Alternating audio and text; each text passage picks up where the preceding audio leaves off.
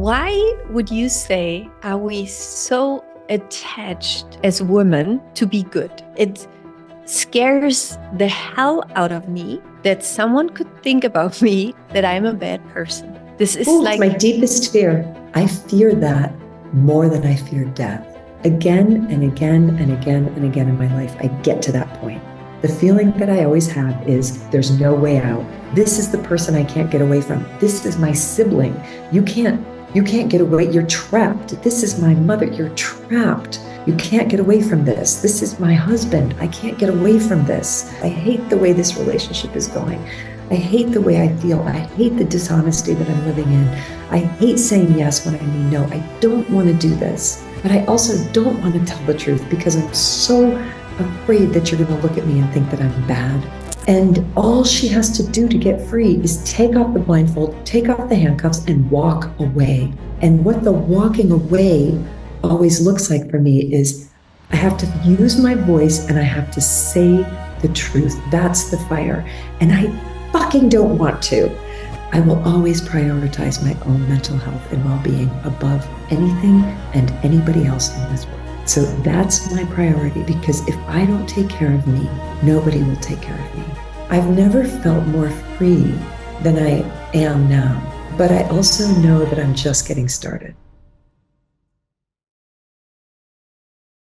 First of all, really thank you for taking the time. I felt like my heart, I don't know what it is with you. I mean, I told you the last time before, I feel this really strange heart connection with you. Like whenever I think of you, I just feel so calm and my heart is just like, I love you. I don't know what it is. I really can't tell you, but it's just how I feel. So I was like, yes, we get another hour to talk. I love you too. So this is just really, I admire you so much for who you are and how you move through the world. And there were two things you said in our last conversation. And the one thing you said is that we should say more often, this is not working for me. Do you remember that? And there was also something that my community, they responded so strongly to that, because I think as women, we are so conditioned to not allow ourselves to say, wait a minute, this is just not working for me. Like we always feel like we have to make it work for everyone except for ourselves. And today, when I've been thinking about your work, I was like, and this is maybe the first question we can go to, that I have the feeling that if there would be, in German, we have the saying, ein roter Faden, like a red thing that connects everything, like the red, I don't know what the English word is for it, but like something that goes through everything you do. Feels for me that is the empowering of women on a soul level, like that you speak to the soul of woman, kind of in this truth and depth, and allowing us to feel ourselves and to connect to our truth. So is this something that you feel as well in your work, that there's like this underlying wish to help women to kind of awake? I'm not sure if this is the right word for it, but this is how I feel when I think about your work. I'm so happy that's how you feel when you think about my work. I don't think you're wrong. I think, gosh, when I see another woman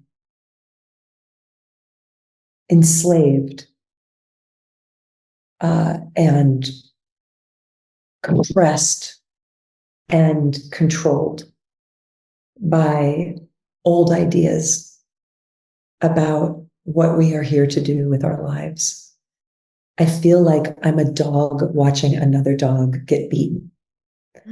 I feel it. I feel it in my body. When I watch women do what infinite numbers of generations of women in my family did, which was just serve,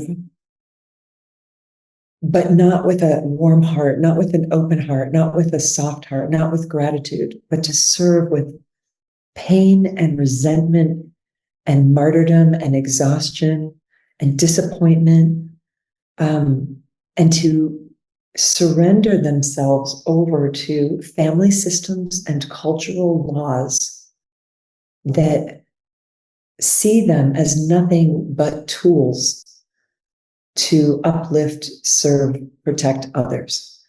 And when I see women trapped in that, serving families who don't serve them, serving relationships who don't serve them, serving culture that doesn't serve them, giving and giving and giving until they are empty, it makes my heart hurt.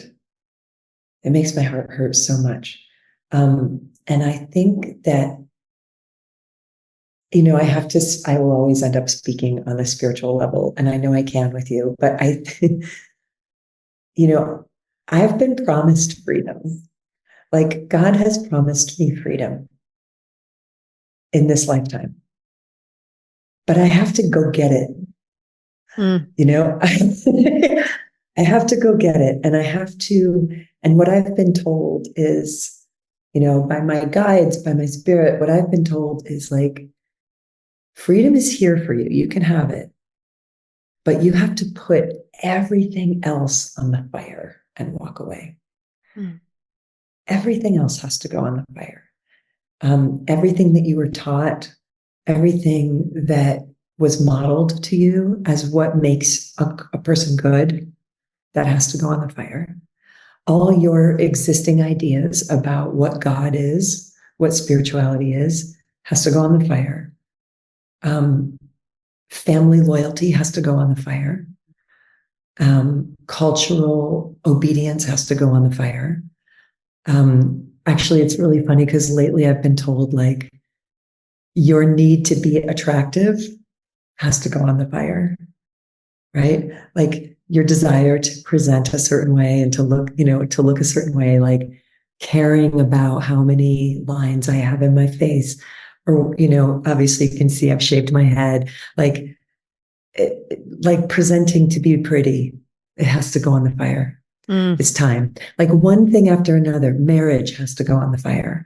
Like the desire, the dream that somebody's going to rescue me, the dream of a soulmate has to go on the fire.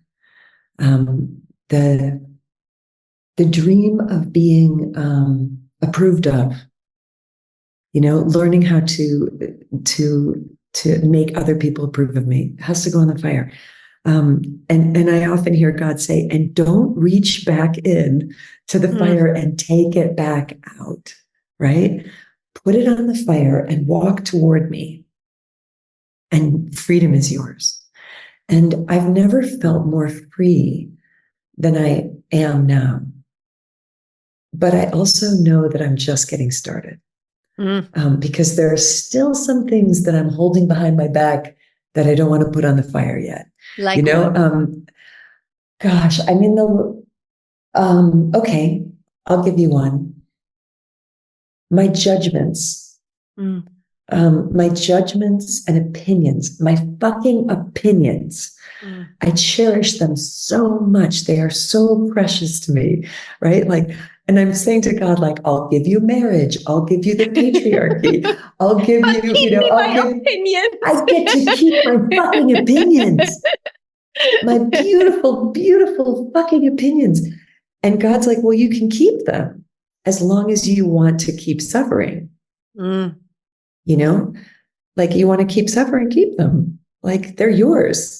You have them as long as you want. But when you're ready to stop suffering, put them on the fire with everything else and see what happens to your life without them.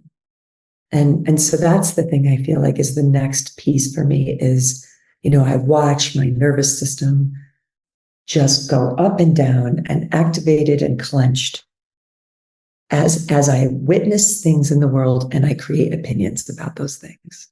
I watch myself suffer. I watch my adrenaline rise. I watch my cortisol. I watch myself see myself as a hero who has to save and change and rescue everything. And God's like, when you're done with that, like when you're done, when you've had your fun on that ride and you want peace, why don't you put those opinions on the fire? And the one thing that usually helps me give it up and surrender is I hear God say to me, you don't even know what you're looking at. Like, you don't even know, sweetheart, you don't even know what you're looking at. What you call reality is nothing but a projection of yourself into the world, right? Like, so you don't even, and you don't even know if that's true. So just stop, and do you want to be free, or do you want to be right? And so true. 9 out of 10 times I want to be right. Yeah, you're human. I think this is just how we are wired. Yeah. So important to us. But I actually would rather, lately, I think I'd rather be free. Yeah.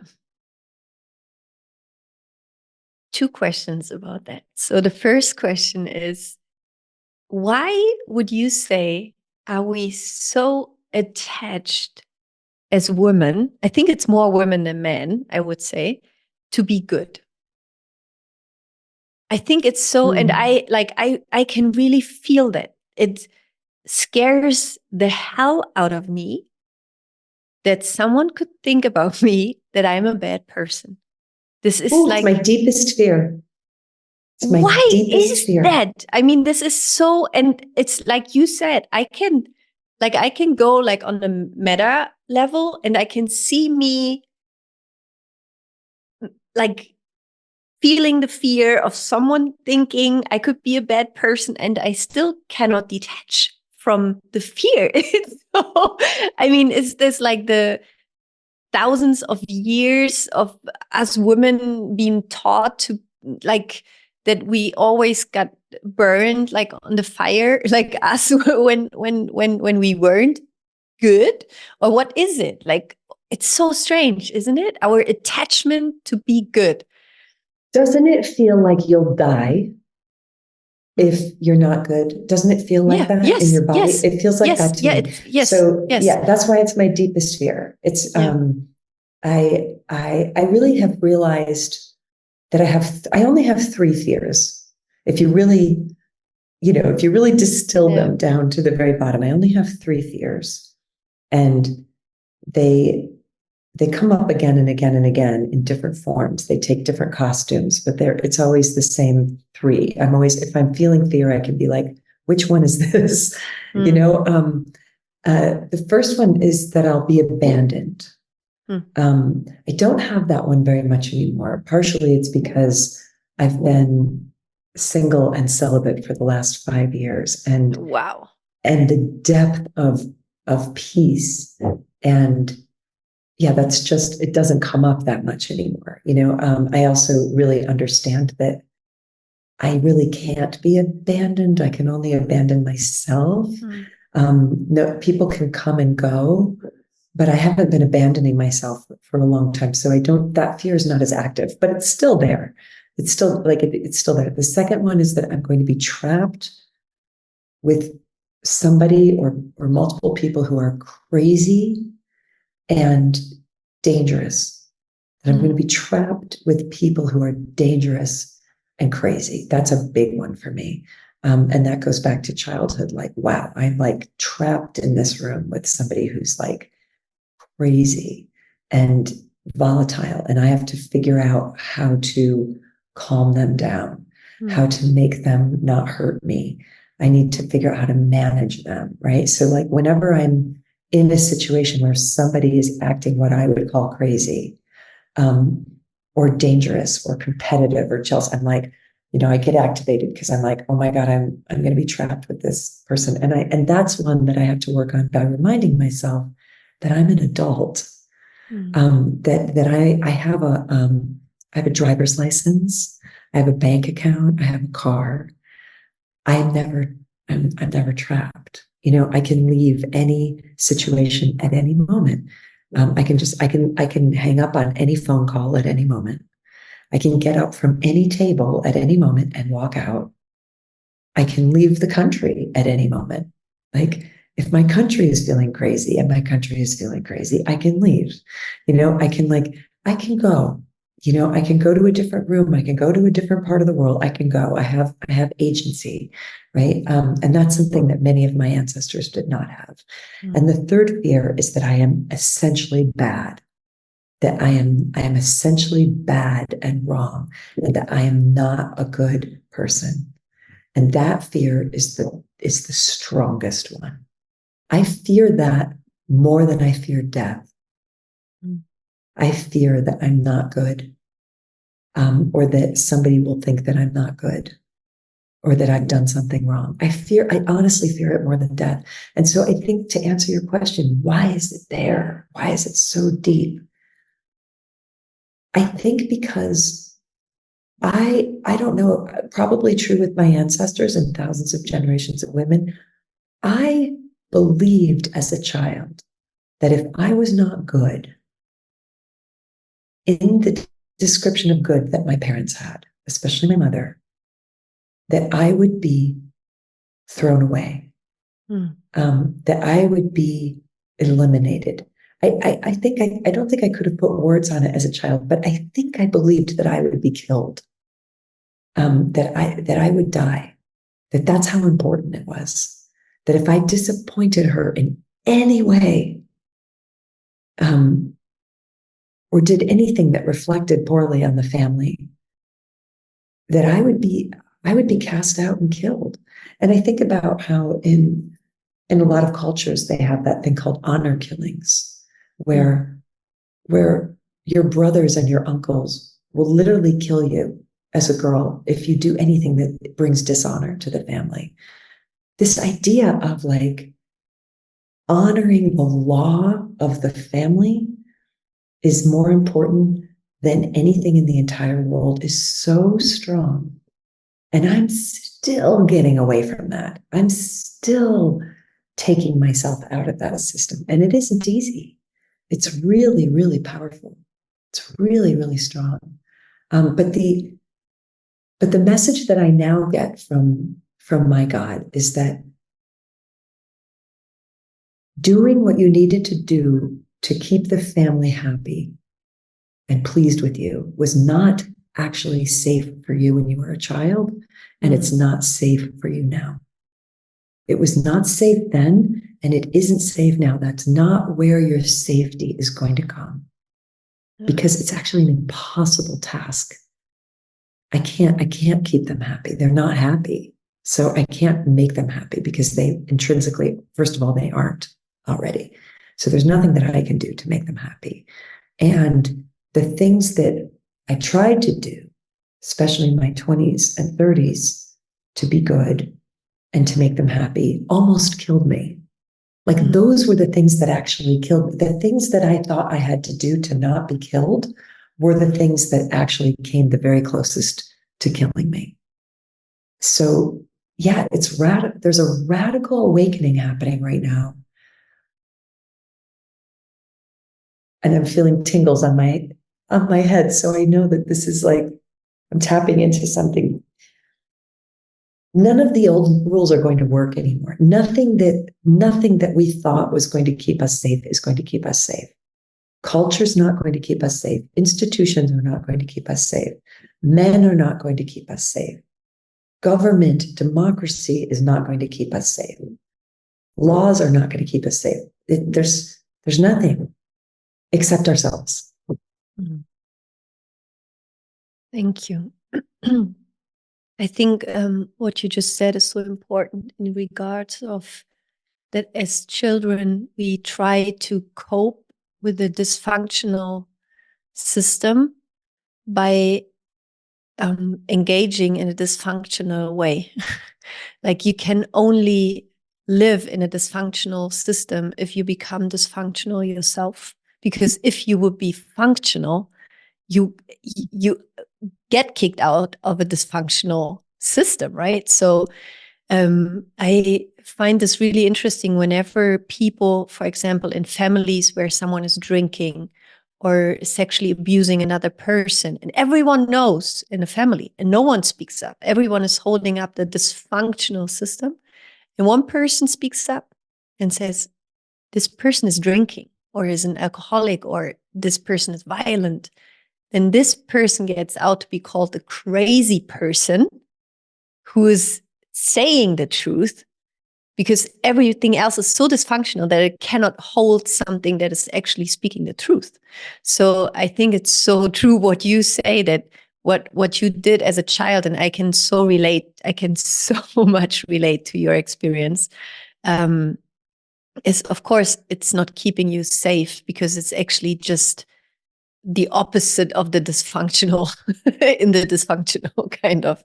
So yeah, I can so much relate to it. And I feel that also for me in the last 2 years, allowing myself to sit in the what is or what could be perceived as a bad behavior, like setting boundaries, saying, no, this is not working for me. And this was like, and this, so the word fire resonates so deeply with me, because I feel the last 3 years was walking for me through fire. I was just walking through fire and burning everything away. And it was so scary. It was so scary. But the interesting thing is that the fire just burns away what anyways is not for you. And then you get out of the fire and you feel so good. I mean, you feel naked. You feel so naked, but you feel so good. You feel so like fresh, like out of a sauna, a really hot sauna.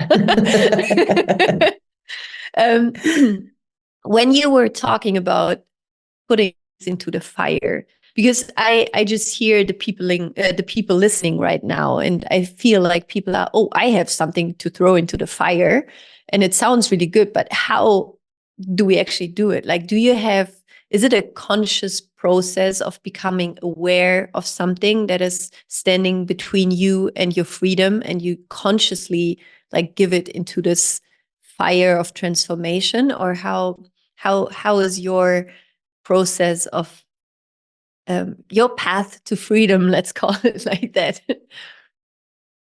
I think that truth is the fire. And this is what happens to me again and again and again, is that I get in a situation where something's happening in my life. It's always around a relationship, because that's where the fire gets tested, right? Whether it's a friendship, a family member, a romantic relationship, it's always around a relationship where I've gotten myself into a situation where what's happening inside of that relationship is making me sick. Now, it's not to say that the other person is bad or wrong. It's just that the dynamic that we've fallen into is toxic. And I fully acknowledge that I helped to create it, right? Like, I love the word codependency, because the word co is right there in the title, right? It's like we co-created this poisonous thing that we're in right now. And we've gotten ourselves to this point where I'm now having fantasies about killing myself because I'm so unhappy in this, or I want to ghost you because I just need to get away from you. I want to change my name and fake my own death and get the fuck out. Like, what do I have to do to get out, right? Like, and the feeling is once more the feeling of being trapped. There's a tarot card, and I never remember which one it is, but it's one of the swords, one of the sword cards. And my friend Martha Beck said to me, "This is your card. This is your destiny on earth. It's this card." And it shows a woman, and she's blindfolded, so she's got a scarf around her eyes. Her hands are tied, and she's surrounded by swords. She's trapped. She's blindfolded, and her hands are tied. And she's wailing. She's like, "Wah!" Like her face is one of anguish, right? Again and again and again and again in my life, I get to that point where I'm in a situation where it feels like that. And the feeling that I always have at the very end of that situation, right before the fire, right before the awakening, right before the courage, the feeling that I always have is there's no way out. There's no way out. I'm in too deep. I can't get it. This is the person I can't get away from. This is my sibling. You can't get away. You're trapped. This is my mother. You're trapped. You can't get away from this. This is my husband. I can't get away from this. This is my best friend. I'm trapped. This is the way things are. I'm trapped. It's like this feeling of like, I'm trapped, I'm trapped, I'm trapped. But then my friend Martha pointed out to me that the woman's blindfold in the picture, it's actually not tied. And her hands are actually not tied. There's a rope around them, but all she has to do is open up her hands and her hands are free. All she has to do is take the blindfold off and she can see. And the swords aren't real. They're hovering, they're floating. They don't touch the ground. She's in a cage that isn't even real. And all she has to do to get free is take off the blindfold, take off the handcuffs, and walk away. That's it, you know? And what the walking away always looks like for me is I have to use my voice and I have to say the truth. That's the fire. And I fucking don't want to. And I never want to. And I go through this multiple times a year. You know, it's not like 1 or 2 or 3 times in your life, although I think there are some really big ones. But like multiple times a year, I'm trapped. I hate this. I hate this. I hate the way this relationship is going.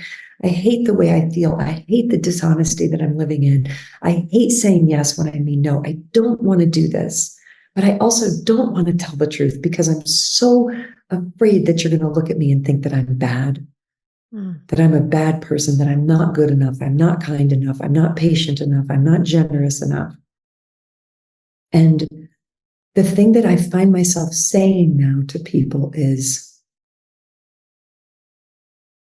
you know, I've spoken about being in recovery, in addiction recovery. This last addiction to wanting people to think that I'm good is like the final addiction.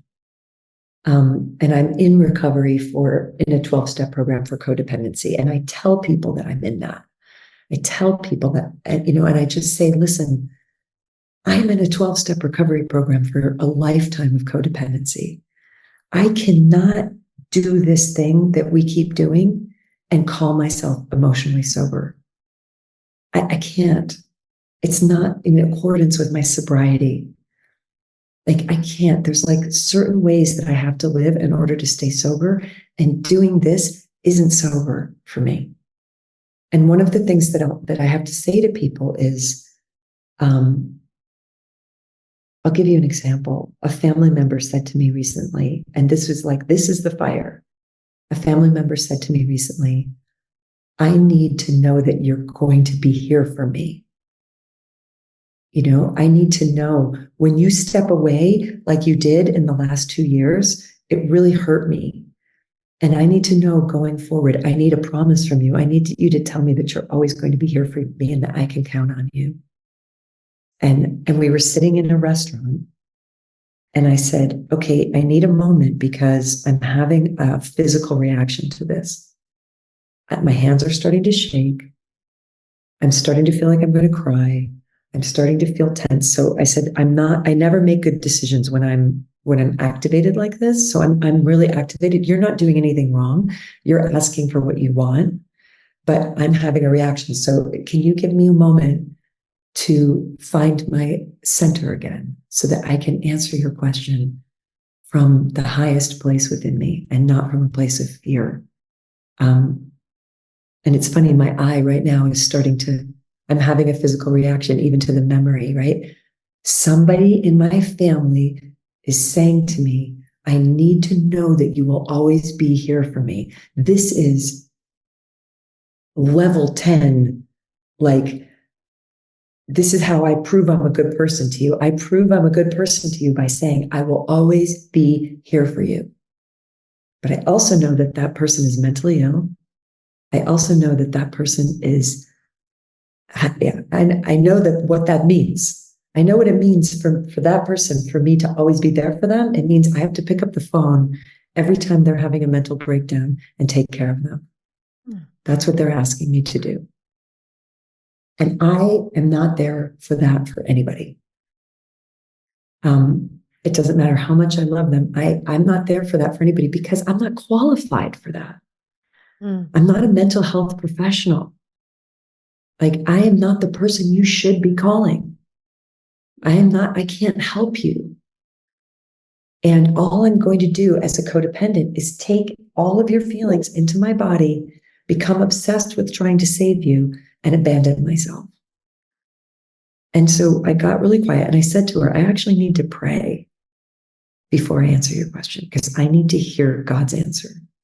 And this isn't a person who believes in God, so they're probably like, she's crazy. I don't care. I sat there in the middle of the restaurant and I prayed.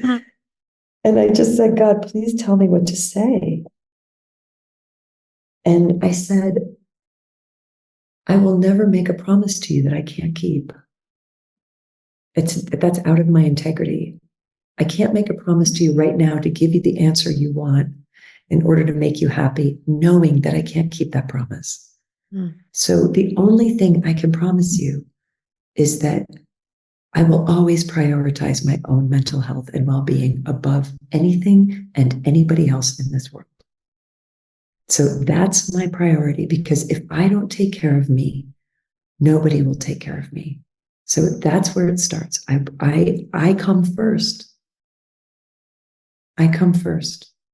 And then if I have anything left and I feel like I can actually be of service to you, I will share with you what I have. But no, I cannot say to you, I cannot look you in the eye and say, I will always be there for you. I can't give you that. And that's the fire. What happened to your nervous system after you said that? What was your body feeling afterwards? Terror. Absolute terror. Every cell in my body was like, you can't say that. You can't do that. You're terrible. This is somebody you're related to. You need to be, terror.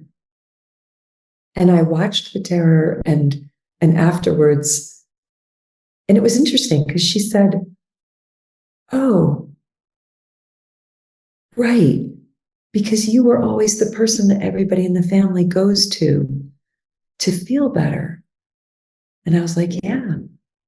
Another way to say it is I've been the orderly in my family's mental hospital my entire life. That is not a job that I'm going to take on anymore. I'm not taking on that job anymore. I'm not qualified for that job. It doesn't help them and it doesn't help me. No. And then after that conversation, I was shaking. I was frightened. I was alarmed. And my inner children were like, we're in so much trouble. We are in so much trouble. Like, you're going to get in so much trouble. You can't do that. And I said to those children, what can I give you right now that would make you feel better? Because I can see that you're really upset by what just happened, but that's a line that I'm holding. So what can we do right now that would be good? And they said, we want to go to McDonald's.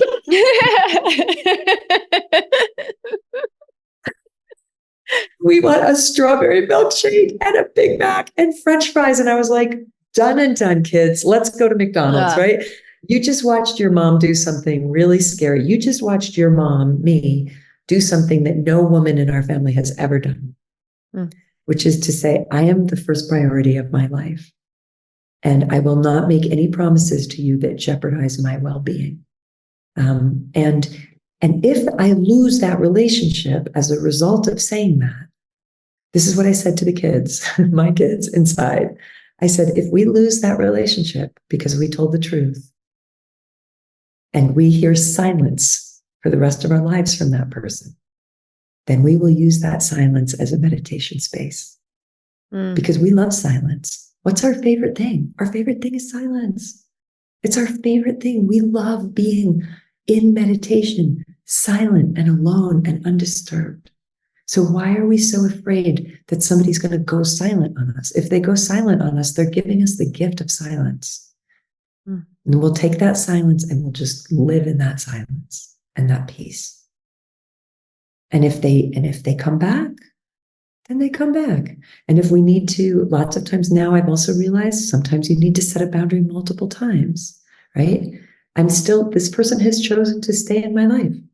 They're still sending me funny memes. I'm sending them funny memes. I'm telling them I love them. They're telling me they love me. We're good. But it might come up again that they want to reach out for the old Liz and the old rules, right? They're going to have a moment of breakdown and they're going to reach for me. And I may have to say it again. Like, I'm not available for this. I love you and I'm not available for this because it's going to make me sick. I can't help you. But I know and trust. There's also this thing of like, I trust that you can find your way. I trust that you can find your way. I trust that you can find a higher power of your own understanding. I trust your own journey and that I don't have your answers. And I love you. And if you want to walk together side by side, we can walk together side by side, but I'm not carrying anybody anymore. Yeah. Doesn't help either one of us. And I think every woman right now listening can relate in a way. And I think, like, while you were talking, I had this feeling that sometimes the greatest gift we can give to someone is disrupting the pattern, even though in the moment it feels very uncomfortable for both sides. But sometimes disruption, I think, is the best medicine we can give each other on a soul level. Like just saying, no, I'm out of here. Not playing by those rules anymore. Let's play a new game and see if we like it better. And I think this is something so powerful and just beautiful. What happens then for everyone also around you, inside of you, even though it feels really scary in the beginning, but that it allows another, let's call it like level of relationship to occur out of the dysfunctional codependency that was there before. I would like to talk with you about God. Because I have the feeling that we have a very alike understanding of God, or if that is even possible. But take me, if you want to, take me into your relationship with God. Who is she? How is the relationship? How do you pray? Like, how do you, because I feel like you have a very deep, beautiful, calm, loving relationship with God. And I think this is something that helped me in my life so much, to just be like, my BFF is God. And maybe we can talk about this a little bit. Like, who is God for you? How do you relate to God, and how do you talk? How are those conversations going? Oh, they're going great. Actually, the reason I'm grabbing something is because I have the manuscript of my new book. I just finished it 2 weeks ago. Congratulations! Thank you. That's and amazing. It's a memoir about Rhea, about my partner Rhea, who died of cancer 6.5 years ago, but who, before she died of cancer, relapsed into active drug addiction after many years sober. And like, it became a nightmare. And then through that nightmare, talk about fire, I also came to realize my own addiction, my own codependency, my own sex and love addiction, my own deep obsession with trying to find safety through another person, using other people as drugs, smoking people like crack, eating people like Xanax, trying to just find trying to regulate myself through others. But anyway, there's some poems in this book, and I wanted to read you this poem because it's the simplest answer, and then we can talk more about it. But this is... I love this. Thank you. Yeah, this is called This one's called the God of my understanding. And I think that's really key. It's a term that they use a lot in 12-step and addiction recovery, is the God of your own understanding. You are allowed to have the God of your own understanding. Any God that was forced upon you is not a God who is for you. And also, you'll never surrender to a God who is forced upon you. You'll only fear a God who is forced upon you, right? So I remember when I first came into the rooms of recovery, my sponsor gave me the assignment to write a job description of the God that I needed. Like, write what How you're cool looking is for. that? Write what you're looking for in a God. And I was like, you can't do that. There's only one. And she's like, of course you can do that. Like, of course you can do that. You can say exactly what you need your God to be in order for you to surrender to that God. You get to say, what are you, who is the God I could surrender to? What would the values of that God be? What would the promises of that God be? And my God, the first thing was like, unconditional love. I have to be unconditionally loved. I have to know that this is a safe place where I can go, where there's absolutely nothing that I could ever do to lose that love. That is the primary thing. I also need to have a God with a very good sense of humor. And I also need to have a God who's available 24 hours a day to me and is never too busy to hear me and to speak to me and to love me.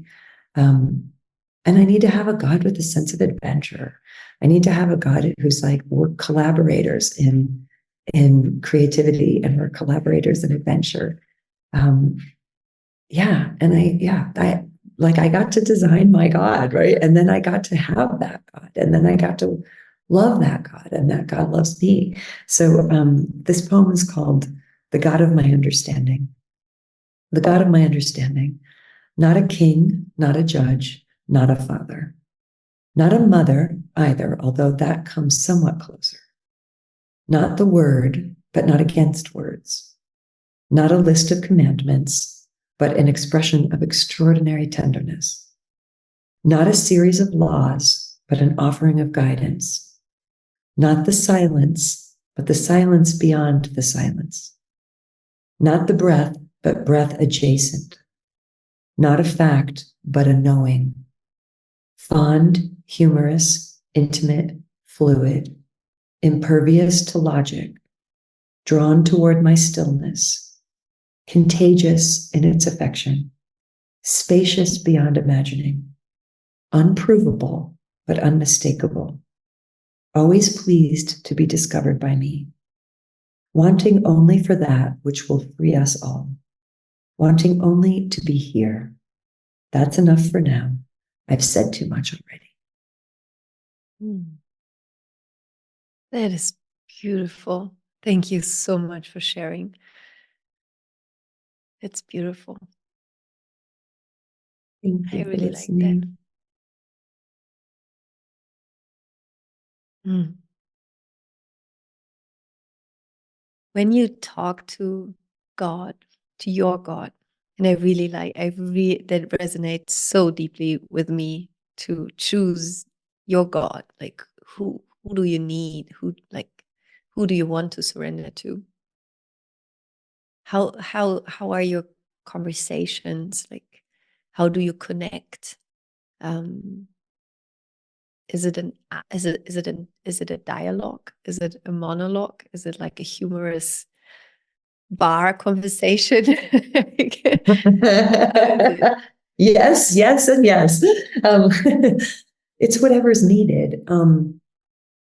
I think my first idea of prayer was what I was taught, which is, and there are some beautiful prayers that I was taught. I love some of those prayers very much.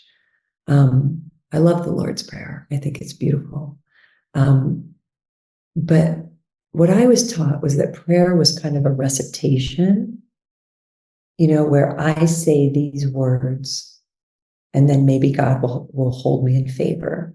Or prayer was a petition, where I was essentially, it was one-sided. It was always about me talking to God, trying to please God, trying to get God's attention. or begging for something. And what was missing in that instruction, that religious instruction that I grew up with, was listening, right? It was all about me talking. It was never about me listening. So my prayers these days are much more about listening than talking.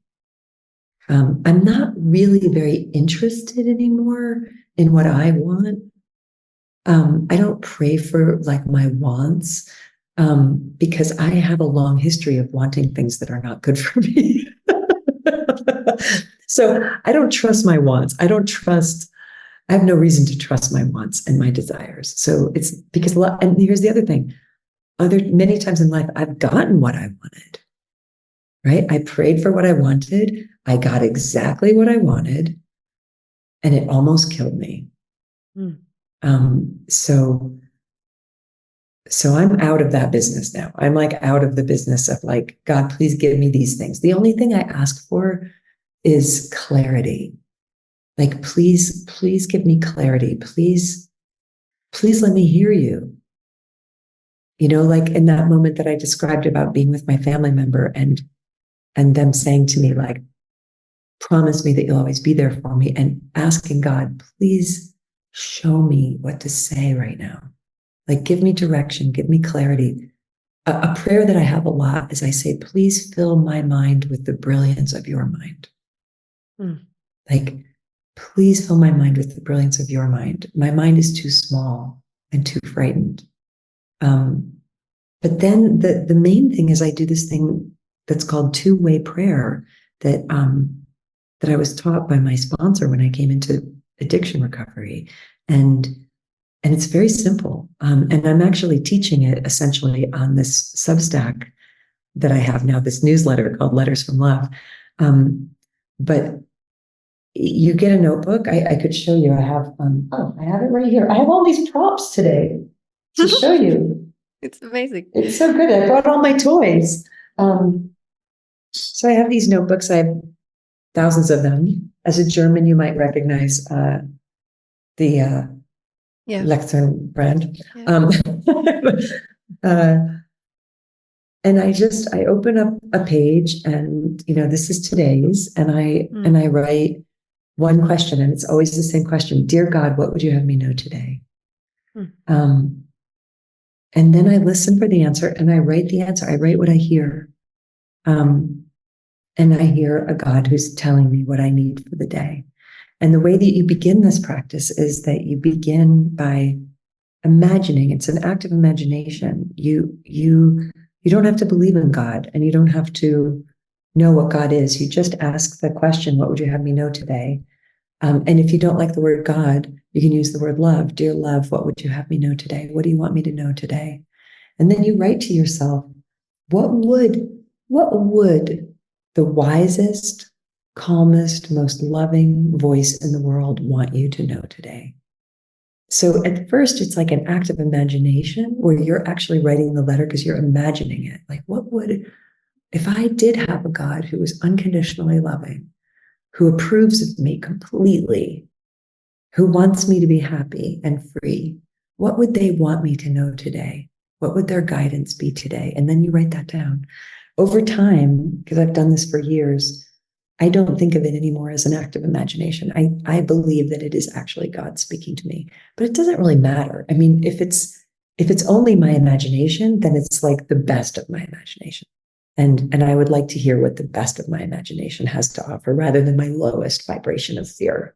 So that's how it is. And then throughout the day, I just ask for direct, immediate guidance. Like, give me an intuitive guidance for the next 5 minutes.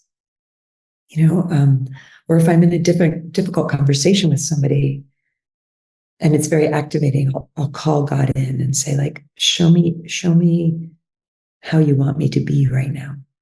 And usually the answer is, there's no problem right now. Like, everything's fine. They're fine. You're fine. Everybody's fine. Settle down. Everything's okay. Because that's usually what's true. What's true is that everything's fine. But I get very specific direction. And then my piece of the contract is that I do exactly what I'm told.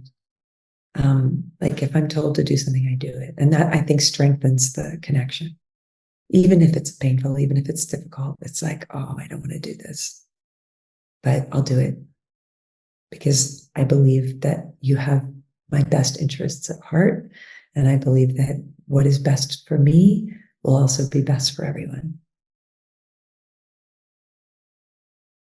Interesting, because it's like 100% how I talk with God. And it's, I didn't grow up in a religion or anything, so I was very much raised without any spiritual or religious thing. It was more like it's bad. It's more like you just have to believe what's in your mind, kind of. So I was very much on the other spectrum, which of course you can imagine felt really strange for me as like this most spiritual little energy being. Like I was like, what? It doesn't make sense to me. So it was like for me quite a journey to allow to reconnect to that voice that I always heard, but I was always thinking like I'm crazy because it's like it's not something rational. And so yeah, for me as well, it's like this, it's a beautiful conversation, and it's literally a voice I hear. It's more, as you said, it's more about listening. I always ask questions. I once heard, I think it was Oprah actually, and she said that the question she always asks God is, what is the highest dream you can possibly dream of me? Wow. And she definitely has been listening to that. Yes, she did. And I think this is such a beautiful question. Yeah. Like, what is the highest dream you can possibly have of me? How I can walk through this life, what I can express, what can flow through me. And it's so beautiful because there always comes an answer. Like I never experienced no answer. And maybe I would like to know how it's for you, because I feel like when God answers, like she or he or whoever is not giving you the why.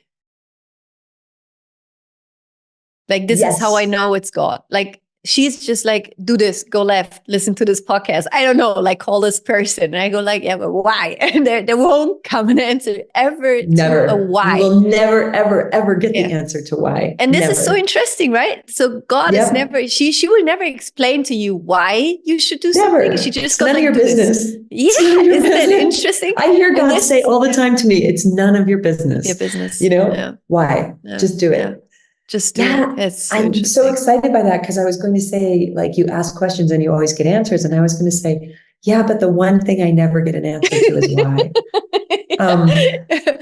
And you know what is so interesting? That the fear, like when it's our fear, the fear gives you like a million whys and why nots, right? Yeah. Like your fear, your mind will always give you like why you should or shouldn't do.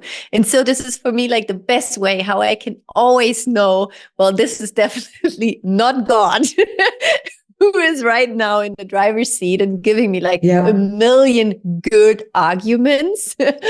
Like God doesn't argue. God is just like, hey, go. Do go this, and shut do the that. fuck up. This is God. Actually, I have another poem in my book that says, the shortest conversation I ever had with God is the title. Me, but why?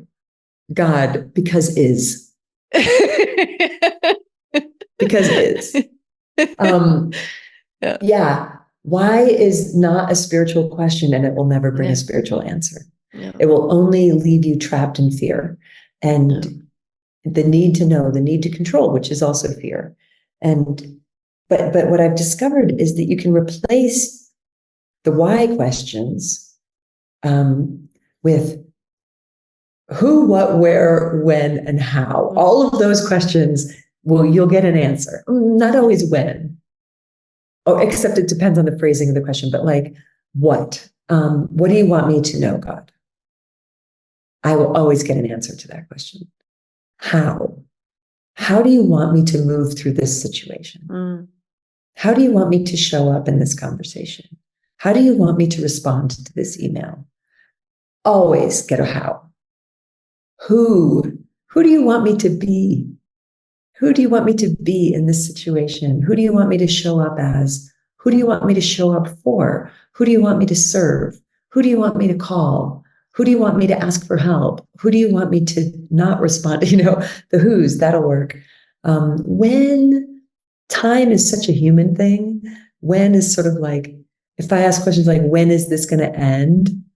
When is this going to end? The answer, I'll get an answer, but the answer will be very sassy. It'll be like, it's going to end when it ends, honey. And when it ends, it's not going to be you who ended it. So just keep don't worry about when. And what are the other ones? Who, what, where, when, how? Yeah, but not why. No. Sometimes later, right? You can see the why, right? Don't you feel like yeah, of later? Course. Of course. Like a year later, 2 years later, 10 years later, you're like, oh, that's why. Okay. And God's like, I knew it the whole time.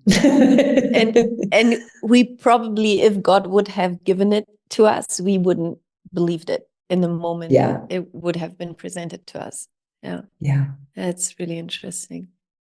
So I have one question, because you will be in Berlin in April.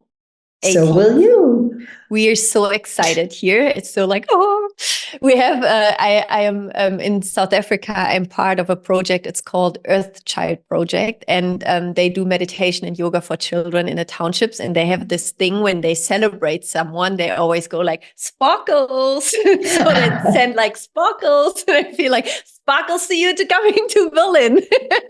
Cute. It's so cute. Like they're like this 20, 30 children, and then they shower each other with sparkles. It's so cute.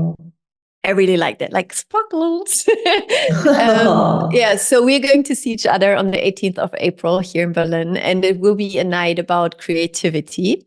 And as I know, you are, or maybe I don't know, like I would guess from how I perceive you, that you are like more on the chaotic spectrum than on the very structured spectrum. Is this true, or no? Actually not. No, I mean, I have chaotic emotions, but I'm actually really disciplined and really structured. Yeah, when it comes to creativity, actually in all aspects of my life, if anything, a little bit too structured, a little bit too, I could use probably a little more chaos. Yeah, no, actually, that's not true. God loves my discipline. I just heard a correction. God was like, no, I want you that way. I want you that way. It's because of my discipline that I've been able to become the writer that I am. And it's because of my discipline that I've been able to find that God voice, right? That seriousness that I brought to, God's like not having it. God's like, don't say you need less discipline. No, more. It's good. It's what I want. Discipline is freedom for me. And I'm really, really organized as a writer. The way that I work is, I know very few people who are more disciplined than me when it comes to creativity and the way that I work. It's very structured. It's very organized. It's I'm a soldier. Like I'm a real soldier. I always say I'm a soldier and I'm a monk. But I find great freedom in that. It's not suffering. I love it. So is it discipline or is it devotion? Oh, I love the words. Yeah, devotion. But all the devotional, like when I studied at the ashram in India, my guru wrote a book called The Discipline of Yoga. Like devotion comes with discipline, I think. Okay. You humble yourself before you make yourself be of service to the thing that you're creating, right? Which means that I have to humble my ego. I have to make myself sit there, even when other parts of me don't want to be sitting there. It's like, no, we're going to sit here. We're going to sit here for the next 3 hours and nobody's moving. And we're doing this. We're going to sit in this meditative state. We're going to sit. There's a word they use in Vipassana yoga, in Vipassana meditation that says,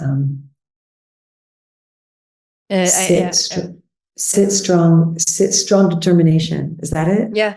Yeah. It's strong determination. Strong determination. Strong determination. Yeah. Strong determination. I write that. I remember that.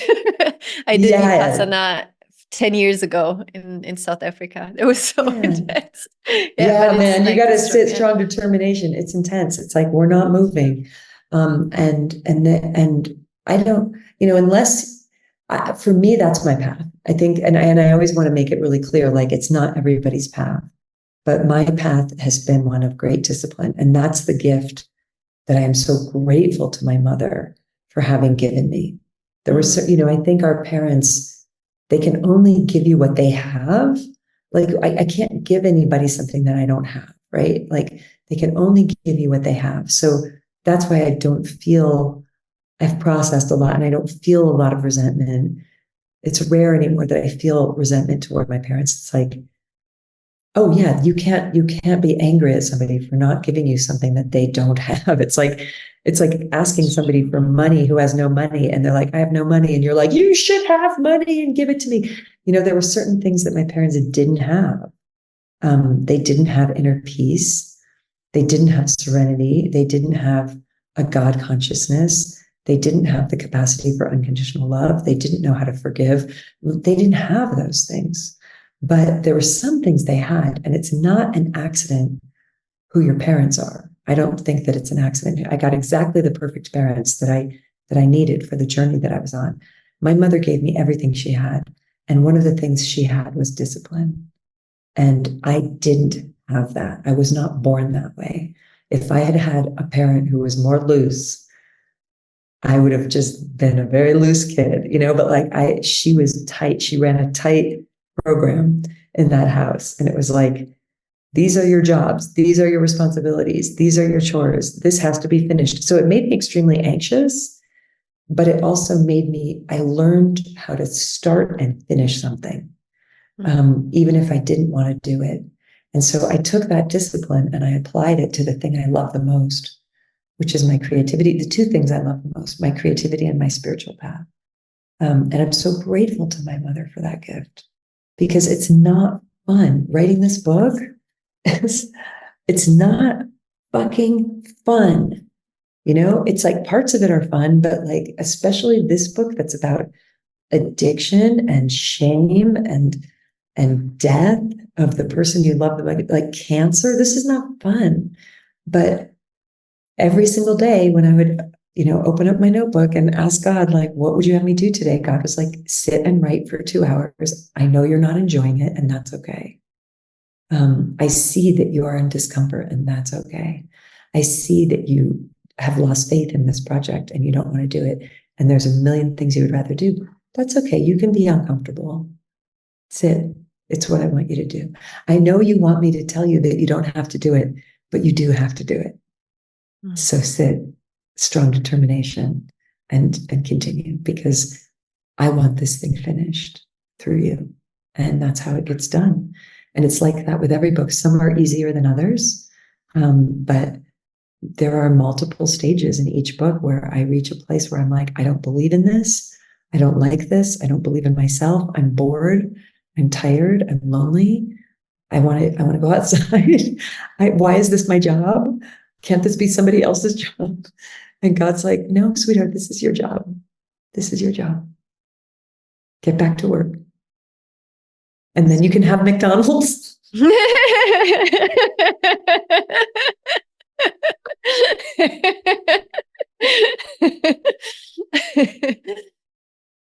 I know this feeling of McDonald's as well. We were like, it was like the main enemy to my father when we were children was McDonald's. So whenever we were driving to the grocery stores, we would pass by a McDonald's. And I remember sitting in the car smelling the smell of McDonald's. as a kid and never being allowed to go in there. And I remember like the first time going there, and I really then, when I earned my own money, I don't know, when I was studying, how often I ate at freaking McDonald's, because it was just like, for me, this was like getting my childhood back. Yeah. So I feel your inner children. Look, we know that it's terrible. You know what I mean? Like, we know that it's like, that it's terrible for animals and the planet, but every once in a while, my inner children need me to show them, as their loving mother, that I will do something that is even outside of my integrity to show them how much I love them. I love them. Right? That's beautiful. It's like, you're just a 7-year-old kid. I'm not going to give a 7-year-old kid a lecture about how terrible McDonald's is. I'm going to take that kid to McDonald's and get them a hamburger and make them happy. It's like, I want them to know that I love them, that I love them so much that of course we'll go, like, not every day, not even every year, but like, there's going to be moments when my children need something from me that's good for them, even if it's bad for them. That's beautiful. Do you have the title already for the new book? I do, but I can't share it with you yet. But do you know when it will be published? Like, do you know Probably already? In about a year. Wow. My agent hasn't even seen it yet. Wow. So how exciting! I mean, it's really like, I'm finishing the final edit and I'm giving it to my agent in a few weeks. So it's like, it's really, really, really new. So usually, I would say probably in about a year. It depends. I mean, I don't know. It depends on how my editors perceive it. Like, if they look at it and they're, and they live out my fantasy by saying it's perfect, don't change anything, then it'll be sooner. But if reality is in play, then I will probably have to do quite a bit more work on it before they're ready to publish it. But maybe not. We'll see. This might be the one. This might be the one that they say it's perfect, don't change anything. Yeah, I mean, I guess it's very personal. So, I mean, it's your story and Raya's story. So, what could be changed, at the end? Yeah. I'm looking forward to read it very, very much. Thank you, sweetheart. Thank you. So I'll get you an early copy. Yes, please. There's one last question. You answered it the last time, but I'm excited to hear your answer today, because you changed a lot since we talked the last time. You had quite a journey. So imagine one day there will be the last day of your life. So you will be still for very long on this beautiful planet, and you will grow, and you will maybe even deepen your own spiritual practice and everything. And then there will be the last day of your life. And how life plays sometimes, I would be there. And I would be Liz. How are you? And I would give you a big hug. And then I would tell you, that everything you ever wrote, recorded, or did is deleted. So your book's gone. Everything is it's deleted, gone. But I would have a white sheet of paper and a pen. And I would tell you, Liz, so this is the only last white sheet of paper you will ever write something on. And you can write down 3 things. What would you write down? I don't remember what I said last time, so I would love to hear later what I actually said last time. I would write, God is real. You are loved. And I would quote the Bhagavad Gita. It is better to live your own life imperfectly than to live a perfect imitation of somebody else's life. Beautiful. Thank you. Oh, Liz, thank you so much. Thank you so much, really. I love you so deeply. My pleasure. I love you too, sweetheart. I'm so excited to give you a real hug. I know, in real life. April. And and to see you there. And thank you so much for the conversation, really, and for sharing everything, and for helping everyone listening to see the truth in themselves, and to knowing that the truth always feels really uncomfortable in the first moment, but on the long run, it's just the best way to live. It will, in fact, set you free. Yeah. It does. Yeah. Thank you. I can't wait to hug you and to see a lot of you in Berlin, I hope. And until that moment, just keep doing what you're doing because you're doing it beautifully. Thank you. Bye, sweetheart. Thank you so much, Liz. Thank you. Take care. See you in April. Bye. Bye. Bye. See you soon. Bye.